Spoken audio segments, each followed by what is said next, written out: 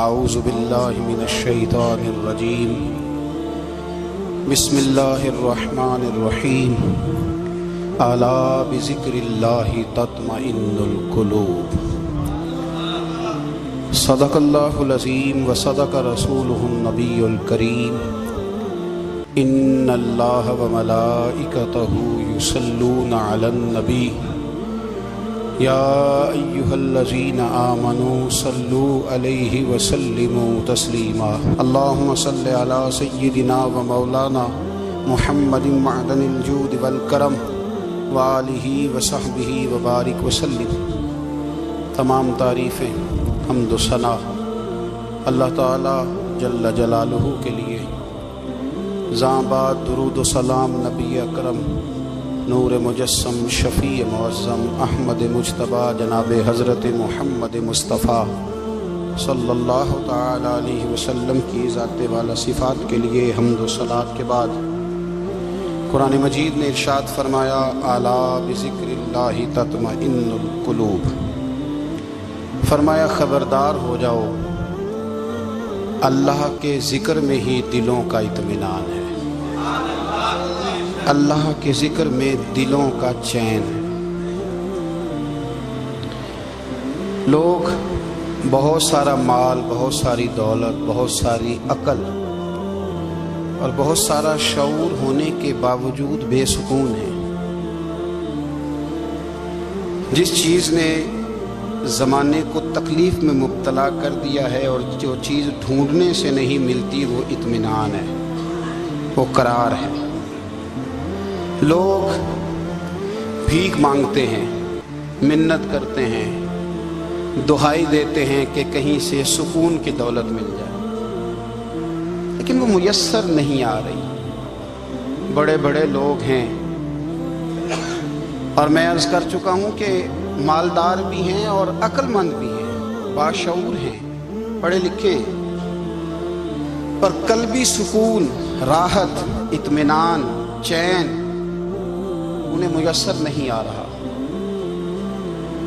راتیں جاگ کر گزر جاتی ہیں، دن آزمائش میں بیت جاتا ہے۔ وہ کبھی اس کے لیے ٹھنڈے علاقوں کا سفر کرتے ہیں، کبھی دوستوں کی مجلسوں میں جا کر کے بیٹھتے ہیں، کبھی گھر سے دور اکیلے میں تنہائی میں وقت گزارنے کی کوشش کرتے ہیں، لیکن دولت سکون ناپید ہوتی ہے، میسر نہیں آتی۔ عرش کا رب فرماتا ہے کیوں تو بھٹکتا پھرتا ہے، کیوں دائیں بائیں جاتا ہے، چپ کر کے مسجد آ جا اور لوگوں سے بچ کے تنہائی میں میرا ذکر کر۔ اللہ ملے گا کیا؟ فرمایا اعلیٰ بذکر اللہ تطمئن القلوب، میں تیرے بے چین دل کو چین عطا کر دوں گا۔ وہ تیرا تڑپتا اور پھڑکتا ہوا مزاج، اسے میں سکون کی دولت دوں گا۔ یہ تجھے کہیں اور نہیں ملے گا، یہ میری یاد میں ملے گا۔ یہ چین، قرار، سکون تجھے یہیں میسر آئے گا۔ اطمینان قلبی زندگی کا حسن ہے بھائی، دولت سکون اصل ہے۔ بڑے ٹھنڈے کمرے میں کچھ لوگوں کو نیند نہیں آتی، اور دادا صاحب رحمۃ اللہ علیہ آپ جائیں تو دونوں سڑکوں کے بیچ جو فٹ پاتھ ہے نا، اس پہ بھی کچھ لوگ سوئے ہوتے ہیں۔ ادھر سے بھی گاڑیاں گزرتی ہیں، ادھر سے بھی گاڑیاں گزرتی ہیں، لیکن بس نیند ہے نا، اللہ کا فضل ہے، اس نے دے دی ہے، آنے والوں کو آ گئی ہے۔ اطمینان قلبی، میرا معاشرہ بے سکون ہے، بے قرار ہے۔ مجھے کچھ لوگ کہتے ہیں جی میں آج کل بڑا بور ہو رہا ہوں، تو میں کہتا ہوں یار ہمیں تو ٹائم ہی نہیں ملا آج تک بور ہونے کا، نہیں وقت ہی نہیں اتنا میسر آیا، کون سا ٹائم نکالے جس میں بندہ بور ہو؟ وہ تو ہے کہ انسان کچھ فارغ ہو، کہیں اس کے پاس گنجائش ہو تو بور بھی ہو لے۔ کیسے بور ہو لیتے ہو؟ یہ کیا ہوتا ہے بور ہونا؟ زندگی میں اتنا وقت ہی کہاں ہے کہ انسان بور ہوتا پھرے اور یہ تصور بناتا پھرے کہ میں بڑی آزمائش میں ہوں، تو میں بڑے بور ہو رہا ہوں، تو میں بڑی تکلیف میں ہوں۔ تو وقت بہت زیادہ ہے ہمارے پاس، لایانی کاموں میں ضائع بڑا ہوتا ہے، تو ہم بور ہوتے ہیں، پریشان ہوتے ہیں۔ اللہ فرماتے ہیں کہ جو میری یاد ہے نا، لیکن اس کا بھی ایک طریقہ ہے یاد کا، اس طریقے سے اگر میرے رسول کریم علیہ السلام نے فرمایا اللہ کا ذکر اس طرح کرنا کہ دیکھنے والا تمہیں دیوانہ سمجھے، لوگ سمجھیں کہ کوئی مجنون ہے، کوئی جنونی ہے، کوئی پاگل ہے۔ یہاں اللہ تعالیٰ معاف کرے، آپ ذکر کی مجلس چھیڑیں، آپ نعت شریف کی مجلس چھیڑیں تو بہت سارے لوگ پروفیسر بن جاتے ہیں، وہ ساری نہیں ہلاتے، ان کی زبان ہی حرکت میں نہیں آتی۔ حالانکہ رب کریم کا ذکر اس طرح کرو کہ دیکھنے والا تمہیں دیوانہ سمجھے، کہیں اور کھونے کی ضرورت ہی نہیں۔ میرے حبیب گویا ہمیں فرماتے ہیں تو رب کے ذکر میں اس طرح کھو جا کہ تجھے دنیا کا خیال ہی نہ رہے، تجھے پھر دنیا کی ہوش نہ رہے۔ لیکن اگر نماز میں بھی خیال غیر آئے، ذکر میں بھی توجہ کہیں اور ہو، زندگی میں وہ عجیب لمحہ تھا، وہ میرے ساتھ تھا اور میں تنہا تھا، اگر ماحول یہ ہو کہ آپ کہیں جسم کے ساتھ تو موجود ہوں، روح موجود نہ ہو، تو پھر لذت ذکر بھی میسر نہیں آتی، پھر کیف نہیں حاصل ہوتا۔ یاد رکھے کہ اس طرح کھو کے رب کی یاد کہاں سے کیف آئے؟ الجھ ہی بڑا گئے ہیں۔ وہ مستی، وہ سرور، وہ کیف جو اللہ کے ذکر میں ہوتا تھا، جو کبھی مرشد کامل کے سامنے بیٹھ کر لوگ اللہ اللہ کرتے تھے تو لگتا یہ تھا کہ یہ یہاں ہے ہی نہیں، یہ تو کہیں اور چلے گئے ہیں، یہاں موجود ہی نہیں۔ لیکن اب وہ موج نہیں، وہ شوق نہیں، وہ درد نہیں، وہ زیب نہیں۔ اقبال تڑپ کے کہا کرتے تھے، خرد کی گتھیاں سلجھا چکا ہوں، یا رب مجھے صاحب جنوں کر دے، اللہ مہربانی فرما، وہ کیفیت دے، وہ سرور دے۔ زندگی میں اگر اطمینان چاہتے ہو تو کبھی کبھی سب کچھ بھول کے نا تو مست ہو جایا کرو رب کی یاد میں۔ کبھی کبھی چھوڑ دیں دنیا، چھوڑیں یار موبائل، کسی وقت کرے اس کو بند، چھوڑے اس بات کا خیال کہ فلانے نے سلوٹ کیا کہ نہیں کی، چھوڑے۔ حضرت باجزید بستامی رحمت اللہ تعالیٰ علیہ فرماتے میں نے اعتکاف کبھی اپنی مسجد میں نہیں کیا، مجھے کہ سارے ہی ہاتھ چومنے والے، سارے ہی پیار کرنے والے۔ فرماتے میں جب اعتکاف کرتا تھا تو میں بستام سے دور نکل جاتا تھا جہاں کوئی مجھے جاننے والا نہ ہو۔ اٹھ بھلیا چلو تھے بسیے جتھے بس دے نہیں سارے ینے، نہ کوئی ساڈی ذات پچھانے تے نہ کوئی سانو مننے، چلو ادھر چلے۔ اٹھ بھلیا چلو تھے بسیے جتھے بس دے نہیں سارے ہی ینے، نہ کوئی ساڈی ذات پچھانے تے نہ کوئی سانو۔ اتنا شوق ہے سلوٹ کرانے کا، اتنا شوق ہے تعارف کرانے کا، اتنا شوق ہے اپنا بتانے کا، تو یہ چیز غلبہ کر جاتی ہے، پھر نام رہ جاتا ہے، روح نہیں رہتی، پھر وجود رہ جاتا ہے، پھر باطن کی کیفیت نہیں رہتی۔ خدا را اپنے آپ کو بے چین نہ کرو، بے قرار نہ کرو، بے سکون نہ کرو، رب کی یاد میں آ جاؤ، درود و سلام میں آ جاؤ، نعت کے حسن میں آؤ، تلاوت کی دنیا میں آؤ، سجدوں کے نور میں آؤ۔ آؤ کبھی کھول کے دل مسجد کی صفائیاں کریں، آؤ نہ کبھی کوئی بوڑھا، دادی، نانی، دادا، ان کے پاس بیٹھ کے پیر دبا کے اللہ کو راضی کریں۔ یہ کیف والی جگہ ہے، یہ سرور والی جگہ۔ اتنی بے چین ہماری زندگی ہے، بے قرار ہے، تڑپتے ہوئے لوگ، لڑتے ہوئے لوگ، ایسے لگتا ہے اب ایک دوسرے کا گریبان تھام لیں گے، بے قرار، بے چین۔ کسی کو انتظار کا کہا جائے نا کہ 10-20 منٹ کسی کا انتظار کرو تو بعض لوگ مجھے ایسے لگتا ہے جیسے ان کا کلیجہ پھٹ جائے گا، ڈاکٹر کے انتظار میں بیٹھے ہیں تو بڑے پریشان ہیں۔ کسی کو ملنے گئے ہیں کو آدھا گھنٹہ بیٹھنا پڑ گیا تو بڑی دقت میں ہے۔ اپنے آپ کو سکون دیں۔ آپ یقین کریں بڑا مزہ آتا ہے، کبھی کسی کا انتظار کرنا پڑے تو 2-4 تسبیح درود شریف پڑھی جاتی ہے، یعنی ذوق بن جاتا ہے کہ چلو اللہ نے موقع دیا ہے، کوئی سرکار کو یاد کر لیں، تنہائی مل گئی۔ ہمارا مزاج جس سختی کا شکار ہے، وہ سختی آہستہ آہستہ ہمیں زیادہ آزمائش میں ڈال گئی۔ تو میرے بھائی زندگی میں اطمینان حسن ہے، اور وہ سب سے زیادہ اللہ کی یاد میں ملتا ہے، وہ سب سے زیادہ رب کریم کے ذکر میں۔ سب سے زیادہ جو چاہتا ہے نا دل ٹھنڈا رہے، زبان میٹھی رہے، وہ مدینے والے محبوب پہ درود و سلام پڑھا کرے، وہ حضور پہ درود و سلام پڑھا کرے، زبان میٹھی رہے گی۔ میرا ذاتی تجربہ ہے کہ جو آدمی اپنے اخلاق سنوارنا چاہے وہ حضور پہ درود شریف پڑھے، جو اپنے اخلاق سنوارنا چاہے، طبیعت کو ٹھنڈا رکھنا چاہے، وہ درود شریف پڑھے، اس کا دل سکون میں آئے گا۔ کچھ کام اور ہیں زندگی میں اطمینان کے لیے، ان کا ہونا بھی بڑا ضروری ہے۔ سب سے پہلے اگر آپ چاہتے ہیں نا زندگی میں سکون ہو تو حقیقتوں کا سامنا کرنا سیکھیں، آپ جو ہیں وہ رہنا سیکھیں، جو آپ نہیں ہیں وہ بننے کی کوشش نہ کریں۔ حقیقت کا سامنا کرو گے تو زندگی اطمینان میں آ جائے.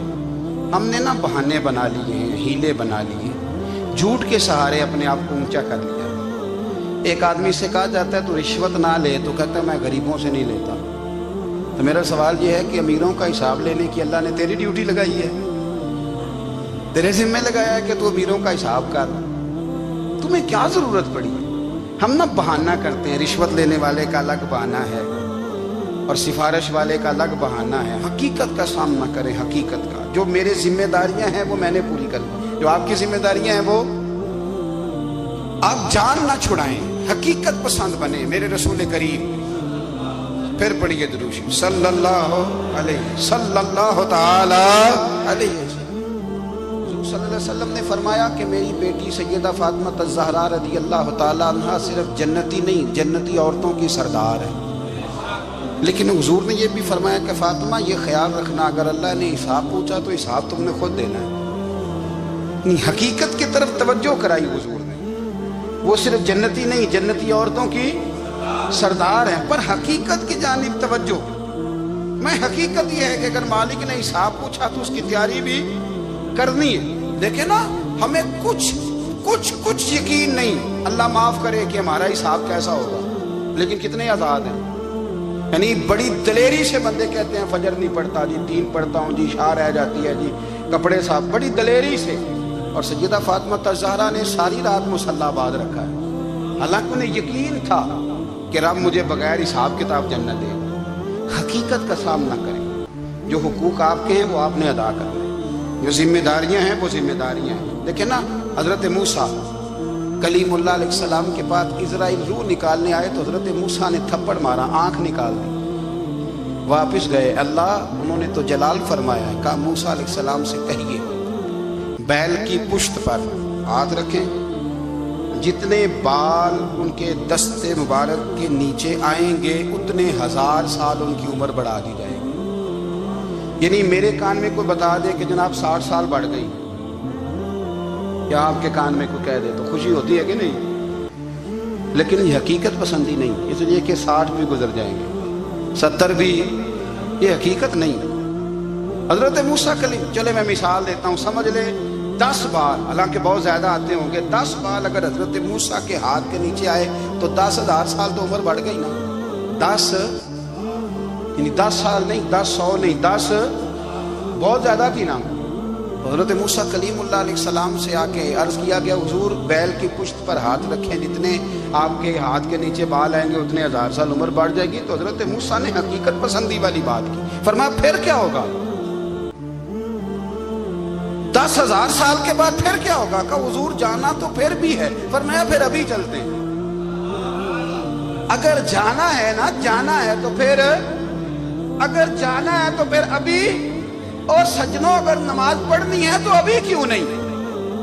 اگر داڑھی رکھنی ہے تو پھر رمضان کا انتظار کیوں کریں؟ ابھی کیوں نہیں؟ اگر سچ بولنا ہے تو پھر، اگر رزق حلال کھانا ہے تو پھر انتظار کا ہے گا. حقیقت ہوتی ہے، بہانہ ہوتا ہے. حقیقت چھپ نہیں سکتی بناوٹ کے اصولوں سے، کیونکہ خوشبو آ نہیں سکتی کبھی کاغذ کے پھولوں سے. یہ بات یاد رکھیں. اگر جانا ہے تو حضرت کلیم فرمانے لگے پھر 10,000 سال کے بعد بھی جانا ہے. تو آج بھی ہمیں بے قراری زندگی میں اس لیے کہ ہم حقیقت پسند نہیں، ہم بہانوں میں، ہم ہواؤں میں جیتے ہیں، ہواؤں میں، خیالات میں زندگی گزارتے ہیں. بڑا ٹائم پڑا ہے. مثلاً کتنا میرے رسول کریم صلی اللہ تعالیٰ علیہ وآلہ وسلم نے ایک دن صحابہ سے فرمایا تمہیں حیا نہیں آتی؟ حضور کیا ہوا؟ فرمایا وہ والے مکان بناتے ہو جن میں تم رہ نہیں سکتے، وہ والا مال جمع کرتے ہو جو کھا نہیں سکتے، حیا نہیں آتی؟ عرض کی حضور حکم کریں. تو محبوب فرمانے لگے جوتے کا ایک تسمہ بند کرتا ہوں تو سوچتا ہوں دوسرا بند کرنے سے پہلے موت آ جائے گی. ایک سانس اندر جاتی ہے تو دوسرا آنے سے پہلے میں یاد کرتا ہوں کہ مجھے دنیا سے جانا ہے. تمہیں حیا نہیں آتی؟ وہ مکان بناتے ہو جن میں رہ ہی نہیں سکتے، وہ مال جمع کرتے ہو جو کھا. حقیقت پسند نہیں بھائی. ہم بہت سارے لوگ ہیں بڑی باتیں سناتے ہیں، بڑی میں کہتا ہوں اصل میں نا زیادہ باتیں سنا کے نا بیچارہ اپنے آپ کو مطمئن کرنا چاہتا ہے. اصل بات یہ ہے کہ اندر سے نا ہلا ہوا ہے، کچھ بھی نہیں، بڑا زیادہ ہنستا ہے اور مجھے لگتا ہے کہ کوئی گہرا زخم چھپا رہا ہے. اس لیے ملمہ سازی، حقیقت پسند بنو، حقیقت پسند. یاد رکھنا، من ترک صلاۃ متعمدا فقد کفر. میرے رسول نے حقیقت بیان کی، فرمایا جس نے ایک نماز بھی جان بوجھ کے چھوڑی اس نے رب کے رب ہونے کا انکار کیا، اس نے کفران نعمت کیا. یہ حقیقت ہے، کوئی کلیریفیکیشن نہیں، کوئی وضاحت نہیں. جو نماز نہیں پڑھتا جھوٹ بولتا ہے، غلط بیانی کرتا ہے. جو شخص رزق حرام کما کے کہتا ہے کہ اس کے بغیر گزارا نہیں چلتا، وہ جھوٹ بولتا ہے. اس لیے کہ رب فرماتا ہے جب تجھے پیدا کیا تو تیرا رزق میرے ذمہ ہے. اللہ فرماتا ہے کہ لا یکلف اللہ نفسا الا وسعها، میں کسی پر وہ بوجھ نہیں ڈالتا جو اٹھا نہ سکے. نماز فرض کیا، اس کا مطلب ہے ہم پڑھنے کے قابل ہیں. اس نے ہمارے ذمہ داریاں لگائی ہیں تو مطلب یہ ہے کہ ہم ذمہ داریاں ادا کرنے کے قابل ہیں، ورنہ وہ کہتا ہے میں وہ بوجھ ڈالتا ہی نہیں جو تجھ سے اٹھایا نہ جائے. اگر چاہتے ہو کہ زندگی میں اطمینان ملے تو خدا را حقیقت پسندوں والی زندگی گزارو. یہ فضاؤں میں زندہ رہنا، ہواؤں میں، اللہ بڑا معاف کرنے والا ہے، اللہ بڑا کریم ہے، معاف کر دے گا. تو بھئی یہ بات صحابہ کو بھی پتا تھی، یہ اہل بیت کو بھی خبر تھی، تو وہ تو ایک ایک بات کا لحاظ کرتے تھے. یہ غوث اعظم کو بھی پتا تھی، یہ ان کے والد کو بھی پتا تھی جنہوں نے کسی کا ایک سیب کھا لیا تھا تو 12 سال اس کے گھر میں نوکری کرتے رہے. انہیں نہیں پتا تھا اللہ بڑا کریم ہے، معاف کر دے گا، ایک سیب ہی ہے نا. تو حقیقت پسندی آپ کو سکون دے گی. اور اگر آپ نے اپنے آپ کو غیر مطمئن کیا ہوا ہے، بات کچھ اور ہے، اور آپ نے اپنے آپ کو ڈال کسی اور طرف لیا ہے، تو پھر آپ کو سکون مل سکتا. سکون حقیقت پسندی میں، اصل میں سکون ہوتا ہے، اداکاری میں سکون نہیں ہوتا. تیسری بات سنیں، اگر آپ چاہتے ہیں زندگی میں مطمئن رہیں تو دنیا داروں سے امیدیں توڑ دیں، اللہ اور اس کے رسول سے امید وابستہ کریں، اولیاء اللہ سے امیدیں وابستہ کریں، صحابہ اور اہل بیت سے امیدیں، اللہ اور اللہ والوں سے امیدیں، دنیا داروں سے امیدیں. آپ کو پتہ ہے دنیا دار کی تباہی کب ہوتی ہے؟ جب انہیں خوش آمدی مل جاتا ہے. چودھری کا بیڑا اس وقت غرق ہوتا ہے جب اسے چودھری کہنے والے زیادہ ہو جاتے ہیں. سیٹھ صاحب اور نواب صاحب بیچارے تباہ تب ہوتے ہیں بھولے پن میں، جب ان کے دائیں بائیں ریلا ہوتا ہے سیٹھ صاحب کہنے کا. لوگ انہیں کھانا چاہتے ہیں، پیار ان کا نہیں ہوتا، ان کی جیب کا ہوتا ہے. محبت ان سے نہیں ہوتی، ان کی کرسی سے ہوتی ہے. ضروریات کا پیار ہوتا ہے، تباہ کر دیا جاتا ہے. ہماری ساری توقعات دنیا داروں سے وابستہ ہو گئی ہیں. ناراض نہ ہونا، پیروں نے، مولویوں نے، درویشوں نے، انہوں نے بھی سیٹ رکھے ہوئے جلسوں کی صدارت کرانے کے لیے. یعنی مذہبی جلسہ ہے، اس میں بہت زبردست پڑھے لکھے صاحب تقویٰ عالم کا خطاب ہے، اور کی صدارت وہ بندہ کر رہا ہے جس نے عشاء کی نماز بھی نہیں پڑھی. وہ بندہ صدارت کر رہا ہے، کیوں؟ اس لیے کہ اس نے لاکھ روپیہ دیا محفل میں. خدا را دنیا داروں سے امیدیں چھوڑ دیں، ورنہ آپ کمزور پڑ جائیں گے، آپ کی امیدیں ٹوٹیں گی. کتنا کمزور ہے وہ شخص جو 2-4 ہزار کے لیے کسی بندے کی چاپلوسی کرتا ہے، اس کے پیچھے بھاگتا ہے، خوش آمدیں کرتا ہے، تھوڑے سے نوٹوں کے لیے.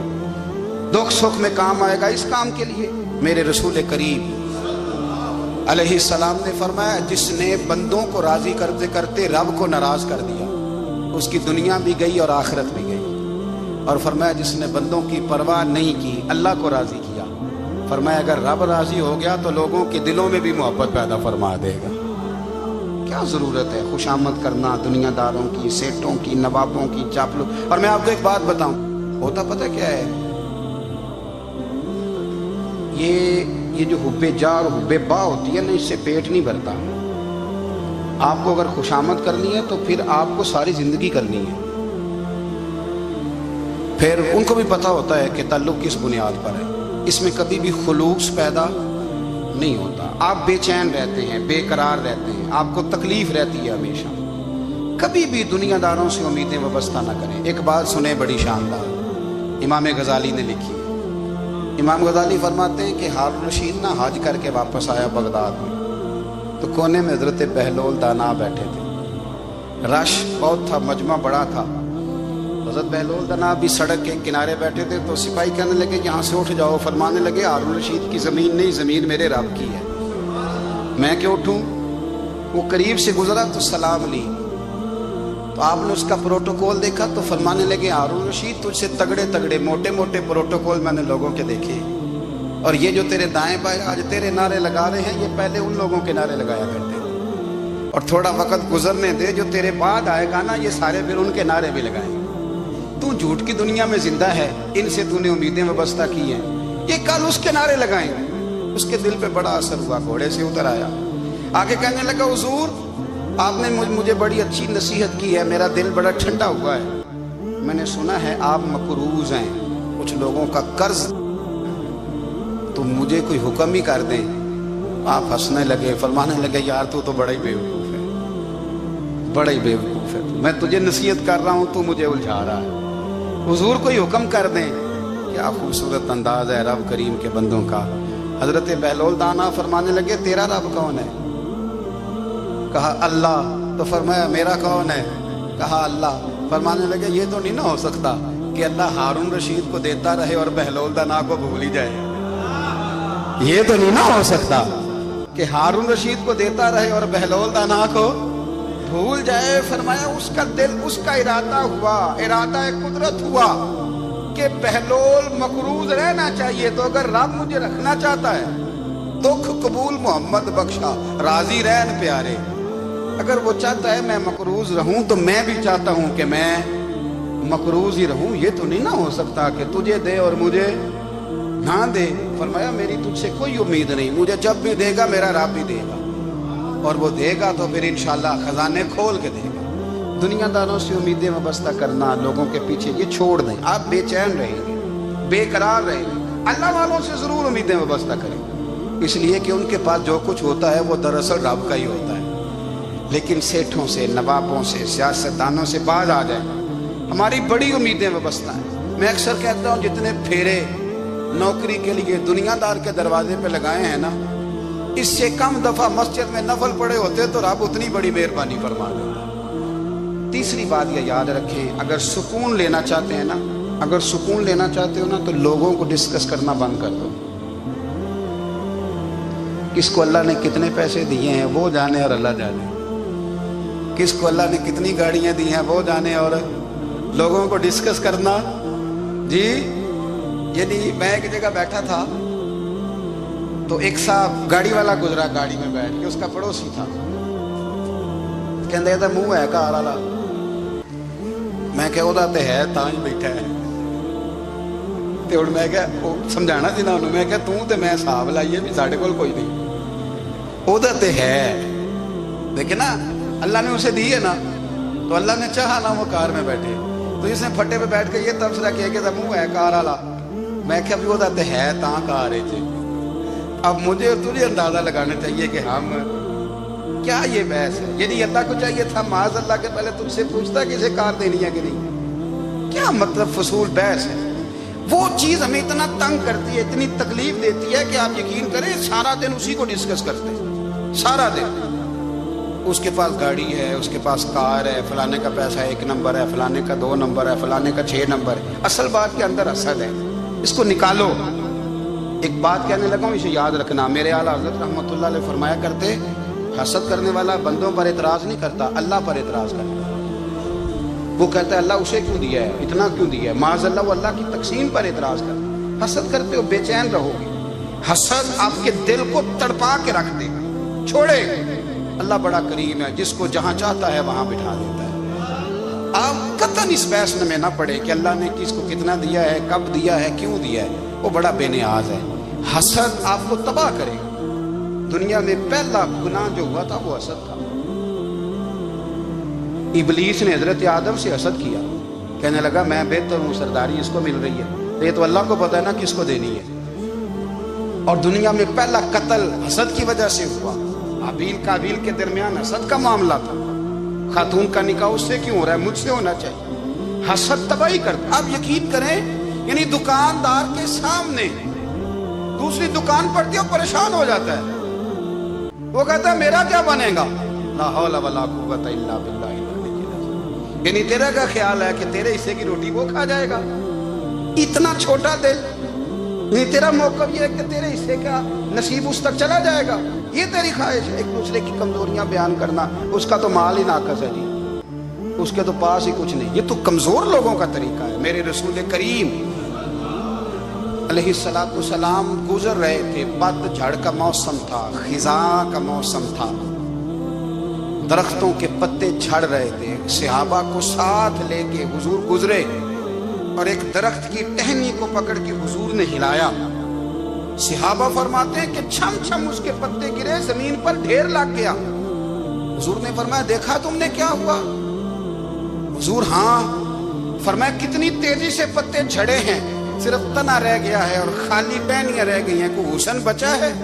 حضور نہیں۔ نبی کریم فرمانے لگے جو حسد کرتا ہے نا، اس کی نیکیاں بھی اسی طرح جھڑ جاتی ہیں، اسی طرح۔ اور ایک جگہ حضور فرمانے لگے جس طرح راکھ لکڑی کو آگ جب آگ کھا جائے تو پھر لکڑی کو لکڑی نہیں کہا جاتا، راکھ کہا جاتا ہے، کوئلہ کہا جاتا ہے، اس کی اصل باقی یعنی اسے کھائی جاتی ہے۔ تو حضور علیہ السلام فرمانے لگے جس طرح آگ لکڑی کو کھا جاتی ہے، فرمایا اسی طرح حسد نیکیوں کو کھا جاتا ہے، نیکیاں رہتی نہیں۔ حسد کرنے والے کے پاس نیکیاں یعنی ان کی اصل شکل موجود، کبھی بھی حسد نہیں کرے۔ اللہ کی تقسیم ہے، جس کو چاہے جب چاہے جتنا چاہے عطا کرے۔ اور چوتھی بات میرے بھائی، کبھی بھی بغض نہ پیدا کرے۔ بغض والے لوگ بے سکون رہتے ہیں۔ بہت ساری کمزوریاں ہمارے اندر ہوتی ہیں نا، پھر اللہ ہماری روزی تو نہیں نہ بند فرماتا، یہ تو نہیں کہتا کہ زمین سے نکل جاؤ۔ اگر یہی والا معاملہ ہو جو ہمارا ہے کہ وہ شادی پہ اس نے میرے ساتھ برا سلوک کیا تھا، اب ساری زندگی بغض رکھنا ہے، اگر یہی معاملہ فرشتے اللہ کی بارگاہ میں کہیں کہ یا اللہ اس نے فلانے دن شراب پی تھی، اب اس کو زمین میں نہیں رہنے دینا، نظام زندگی چلے گا؟ تو اگر اللہ ہمیں معاف کرتا ہے تو ہم بندوں کو معاف کیوں نہیں کرتے؟ آپ یقین کریں اتنی لمبی عداوتیں، اتنا لمبا حسد، اتنا لمبا بغض، اتنا لمبا۔ حدیث میں نے پڑھی، میں حیران رہ گیا۔ میرے نبی کریم علیہ السلام نے فرمایا اپنی بیوی سے کبھی بغض نہ رکھنا، اگر اس کی ایک بات ناپسند ہو تو اسے چھوڑ کے وہ بات دیکھو جو تمہیں پسند ہے۔ میں اس حدیث کو پڑھ کے سوچنے لگا کہ کیا بیوی کا بھی بغض رکھتے ہیں لوگ؟ اب حضور نے کہا ہے تو اس کا مطلب ہے لوگ بیوی کا بغض بھی رکھتے ہیں۔ اب اس پر استدلال کر کے مجھے کہنا پڑے گا کہ سسرال والوں کا بغض بھی رکھتے ہیں، کہنا پڑے گا کہ بھائی کے سسرال والوں سے بھی بغض رکھتے۔ اس حدیث کی روشنی میں سمجھا کہ لوگ بھابھی کا بغض بھی بغض رکھتے ہیں، بغض، ورنہ عادتیں تو ہماری بھی کئی بری ہوتی ہیں۔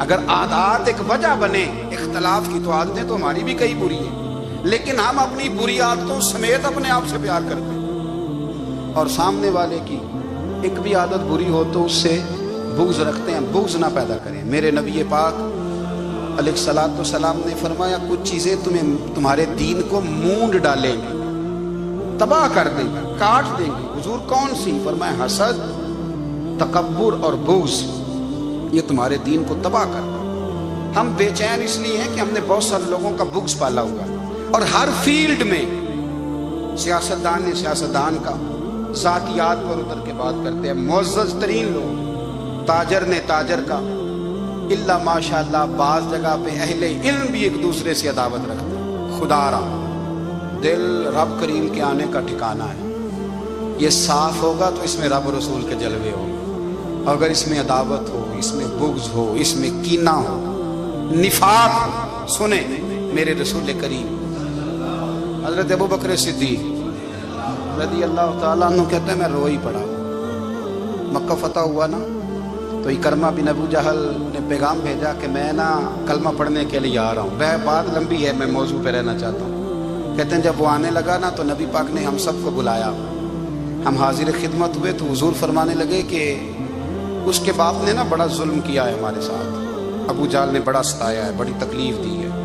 آپ مجھے بتلائیں کہ وہ ایک دفعہ کسی شادی پہ بحث ہوتی ہے بیوی کے بھائی کے ساتھ، پھر ساری زندگی اس بیچارے کو معافی، وہ 10 دفعہ گھر آتا ہے معافی مانگنے پر سوال ہی نہیں پیدا ہوتا، میں او ہو مجھے ہی کہہ دیا، یعنی میں یعنی پھر مجھے کہہ دیا آپ نے اور میری شان میں بے ادبی اور پھر میں معاف کر دوں؟ توبہ توبہ توبہ، یہ کیسے ہو سکتا ہے؟ میری ناک نیچی ہو جائے گی اور آپ نے مجھے کہہ دیا، سوال ہی نہیں پیدا ہوتا۔ اور یہ رونا میں اکثر ہوتا ہوں کہ شادی والے دن داماد صاحب کا زیادہ دماغ خراب ہوتا ہے۔ جب چھوٹی سالی کی شادی ہوتی ہے نا، اس دن اس کو بخار چڑھتا ہے، کوئی اس کو کان میں کہتا ہے تیری عزت نہیں کر دیں، اس دن اس کا دماغ خراب ہو جاتا ہے، بچے اٹھا کے نکل آتا ہے، وہ بیچارہ سسر منتیں کر رہا ہوتا ہے کہ تیری مہربانی آ جا، یہ عزت کرا رہا ہے۔ تو میں نے کہا احتجاج کر کے جو عزت کرائی جاتی ہے وہ عزت نہیں ہوتی۔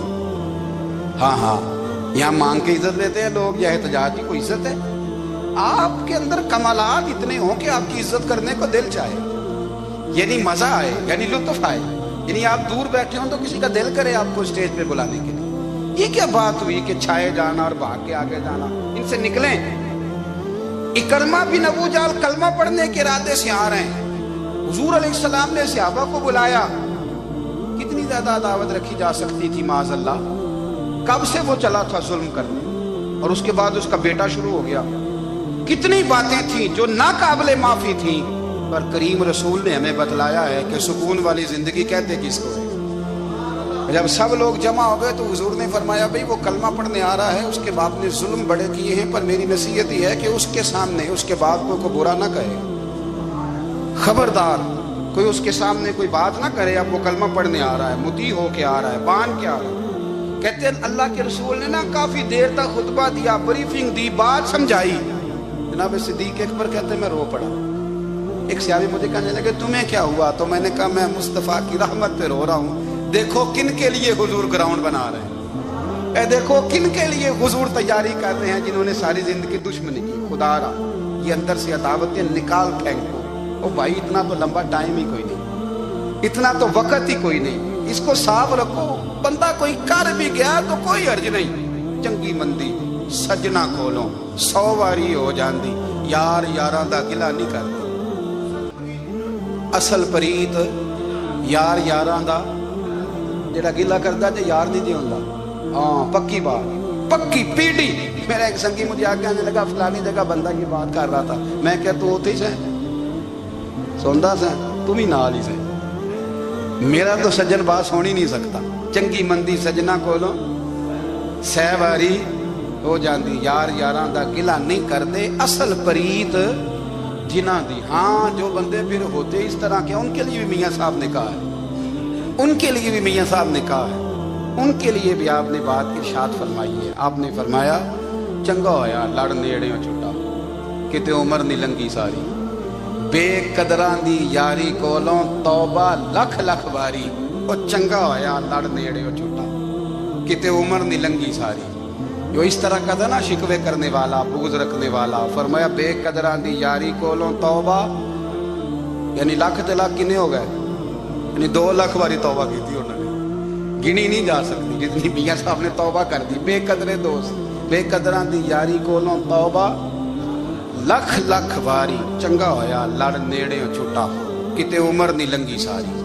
تو مہربانی کریں، ایک تو اگر آپ مطمئن رہنا چاہتے ہیں تو کبھی کبھی نا مست ہو کے ذکر الہی کریں، مست ہو، وہ والا ذکر نہیں جس میں آپ موبائل بھی دیکھ رہے ہیں اور کہانیاں بھی۔ میرے سامنے کو بندہ جمعے والے دن یا تقریر کے درمیان تسبیح لے کے بیٹھ جائے تو میں اسے پوچھتا ہوں تو ٹائم 2 کام ایک ٹائم جگہ پہ کرتا ہے؟ میری بھی بات سن رہے ہو، تسبیح پڑھی تو ممکن ہی نہیں، تسبیح تو تسبیح ہے، جب وہ ہوگی تو پھر کوئی اور کام سوال ہی نہیں پیدا ہو۔ ایک تو ذکر کرے محب ہو، دوسری بات حقیقت کا سامنا کریں۔